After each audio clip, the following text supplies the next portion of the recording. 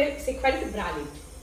બરાબર, આ કાપડ છે, આ કાપડને હું ફ્યુઝિંગ કરી રહી છું. પ્રેસ બહુ ગરમ ના હોય, હલકી હલકી ગરમ જ રાખવાની છે અને પ્રેસ કરવાની છે. આ બ્રાલીટ કરવા માટે તમારે 1.5 થી 1.5 મીટર કાપડ જોઈએ. દોરી અને એડજસ્ટેબલ કરવા માટે એક રીંગ અને બક્કલ આવે છે, એ હું તમને હમણાં બતાવું છું. સૌથી પહેલા આપણે પ્રેસ કરી રેડી કરી દઈએ છીએ. આ ચેસ્ટ છે 28 થી 42, એનો ચોથો ભાગ કરવાનો છે, એટલે આ 7, 7.5 થી 10.5 સુધી આવશે. હવે કાપડ કેટલું લેવું, તો દરેકના સાઈઝ પ્રમાણે કાપડ આ આટલું લેવાનું છે. 7x7 2 પીસ લેવાના, એટલે 2 ફ્રન્ટ અને 2 અસ્તર. તમે આગળ પાછળ સેમ કાપડ રાખવું હોય તો 7x7 ના 4 પીસ આવશે, અને તમે જો 36 ના કરશો તો 9x9 ના 4 પીસ આવશે. એટલે કેવી રીતે 4 પીસ કાપશું આપણે? 9 આ ને 9 આ સાઈડ, એમ કરીને આપણે ચોરસ 4 પીસ કાપવાના છે.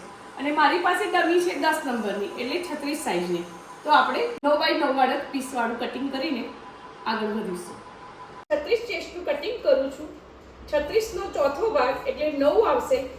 આગળ પાછળનું હું સેમ જ કાપડ રાખું છું, એટલે 9x9 નો ચોરસ હું 2 કાપીશ, ને બંનેમાં ફ્યુઝિંગ છે.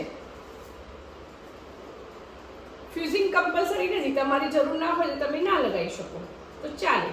મારી પાસે છે તો હું લગાવું છું. આવી રીતે હું 4 પીસ કટ કરીશ.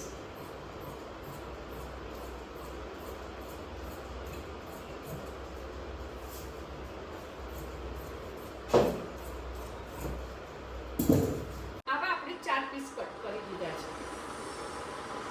હવે આ 4 પીસમાં આપણે ડાટ્સ કટ કરશું અથવા ડાટ્સ ડ્રો કરશું. તો ડાટ્સ માટે આ ચોરસને કોઈ પણ એક કોર્નરથી આમ ફોલ્ડ પાડી દેવાનું છે, કોઈ પણ એક કોર્નરથી. અહીંયા 3.5 ઇંચ લેવાનું છે. 3.5 ઇંચથી આપણે આ સીધી લાઈન કટ કરી દેવાની છે. 3.5 થી આ સીધી લાઈન, અને આ જે કાપડ અનઇવન દેખાય છે એ આપણે બધું જ કટ કરી દેવાનું છે. હવે આપણે અહીંયા ડાટ્સ લઈશું. આમ ડાટ્સ લેવાના છે. જેવો આ ડાટ્સ બનશે એટલે આમ રેડી થશે. સાઈઝ કોઈ પણ હોય, 32, 34, 36 કે 40 કે 42, તમારી છાતીનો ચોથો ભાગ કરીને 4 પીસ કટ કરવાના છે. એ કટ કર્યા પછી 36 થી ઉપર હોય તો 3.5 લેવાનું, અને 36 થી નીચે હોય તો 3 ઇંચ ડાટ્સ લેવાનું. આવી રીતે કટ કરી અને ડાટ્સ લેવાના છે. હવે આપણે ડાટ્સ લઈએ. 1.5 ઇંચ છોડીને સિલાઈ મારવાની છે. અહીંયાથી 1.5 ઇંચ છોડીને સીધી સિલાઈ મારવાની છે.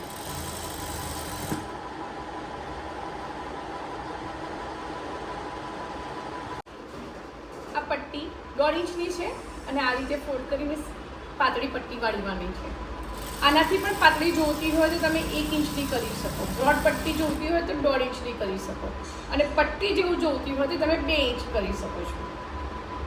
આ છે રાની બેક સાઈડ જે એડજસ્ટમેન્ટ કરવાની દોરી હોય ને, નાની મોટી કરવી હોય, આ એના માટેનું છે. આ એક રાઉન્ડમાં છે અને આ સ્ક્વેરમાં છે. આ ફિટ રહે અને આ એડજસ્ટ કરવાનું રહે. હવે આ વચ્ચેની સાઈડ દોરી ફિટ કર્યા પછી આ સાઈડ સિલાઈ મારી દીધી છે. આ વાળો ભાગ ઓપન છે.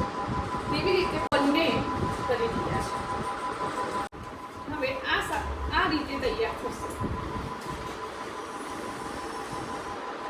અને ચારે બાજુ આપણે સિલાઈ મારી દઈશું. હવે અહીંયા 2 ઇંચનો બેલ્ટ આવશે.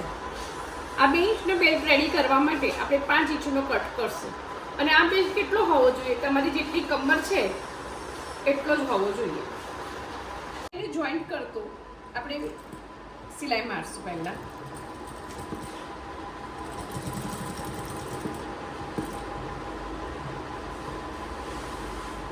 એકબીજાની ઉપર સિલાઈ આવી ના જોઈએ. આ એકબીજાની ઉપર ના આવવા જોઈએ, પણ બંનેનું જોઈન્ટ વચ્ચે કાપડ મૂકીને કરી લેવું.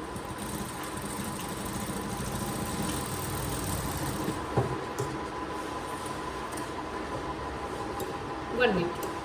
આ એક પીસ એક આ પીસ બંને એકબીજાની ઉપર આવવા ના જોઈએ, પણ આ બંનેને જોઈન્ટ કરવા માટે તમે આવી રીતે કાપડ મૂકશો. હવે આ કાપડ તમારે 2 ઇંચ પણ જોઈએ તો પણ ચાલે, અને તમારે 3.5 ઇંચ જેટલું ઉપર જોઈતું હોય તો પણ ચાલે. 3 ઇંચ જેટલું રાખવું છે. હવે આ જે પટ્ટો આપણે કટ કર્યો છે 5 ઇંચ એક્સ્ટ્રા લીધેલો છે, અને તમારી જેટલી કમર છે, સમજો 32 કમર હોય તો 32 ઇંચનો પટ્ટો, અને બંને બાજુ સિલાઈ માટે અડધો ઇંચ, અને ઓવરલેપ કરવા માટે 1 ઇંચ, 30 ઇંચ જેટલું કટિંગ કરવાનું.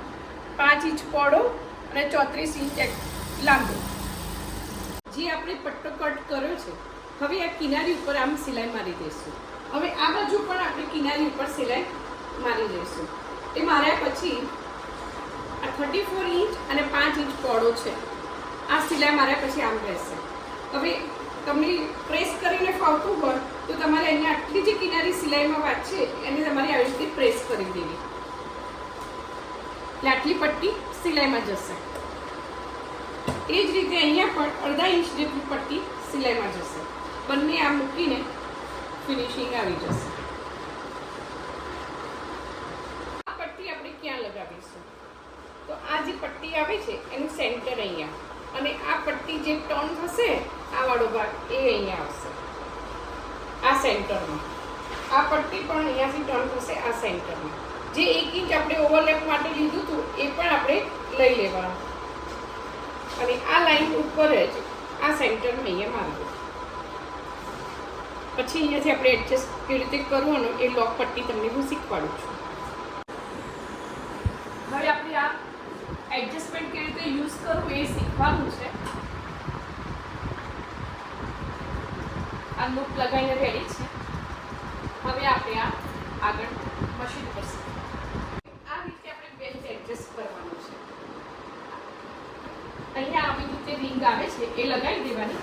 તમારે ડાયરેક્ટ આની અંદર પેક કરીને જેટલી જોઈએ એટલી પણ લગાવી શકો છો, ડાયરેક્ટ પણ લગાવી શકો છો. અહીંયા લોક કરી આ જે અંદરનો ભાગ દેખાય છે ને એની અંદર આ કાપડ નાખી અહીંયા લોક કરી દેવાનું છે. આ રેડી છે રાલી.